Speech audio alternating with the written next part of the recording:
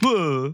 Employment is what some people sound like right now. But what was it like 2000 years ago? Spoiler, no, they didn't just let the poor people die. Well, not always. So what did they do? Unemployment in Rome wasn't really like unemployment today. There was no formal job market with resumes and interviews. Most people either farmed, worked a trade, or depended on a wealthy patron for support. Starting around the 2nd century BC, Rome had a massive structural problem: cheap slave labor. As Rome conquered more territory, it brought back huge numbers of enslaved people, and wealthy landowners used them to work giant estates called latifundia. These estates could easily outproduce small family farms, and slaves, obviously, didn't need wages. Small farmers, many of whom had left to serve in Rome's wars, came home to find out that their farm was useless. Many lost their land entirely. The result was a flood of landless, jobless citizens pouring into the city of Rome. By the late Republic, Rome's population had swelled into the hundreds of thousands, and a huge chunk of them had no steady income. Rome's first real answer wasn't a job program, it was food assistance. In 123 BC, the reformer Gaius Gracchus pushed through a law guaranteeing Roman citizens the right to buy grain at a fixed, subsidized price. Over time, this evolved into something even more direct: free grain handed out to citizens who qualified,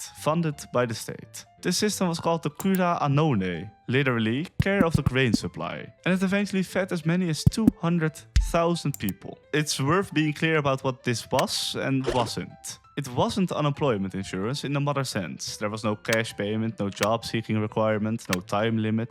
It was closer to a permanent food subsidy for citizens living in the city, regardless of whether they worked. Critics at the time have argued it created a dependent, idle population in Rome. Supporters would say it kept a genuinely desperate and volatile population fed and less likely to riot. Either way, bread, of course, became the first half of the famous phrase panem et circenses, bread and circuses. Free food paired with free entertainment, which was a deliberate strategy to keep an unemployment urban population calm. But grain handouts weren't the only tool. Rome also ran what amounts to be the ancient version of a public works program. Roman emperors and wealthy elites regularly funded massive construction projects: aqueducts, roads, temples, bathhouses, and of course the Colosseum. Well, actually, the Emperor Vespasian is even said to have turned down a labor-saving machine for hauling stone during the construction of the Colosseum, reportedly saying that he wanted to feed the common people through their own work rather than a device. Historians do debate how literally to take that story, but it reflects something real. Perhaps the biggest jobs program in Rome was the army. Originally, Roman soldiers were property-owning citizens who served temporarily and returned to their farms. But because Gaius Marius had broken that system,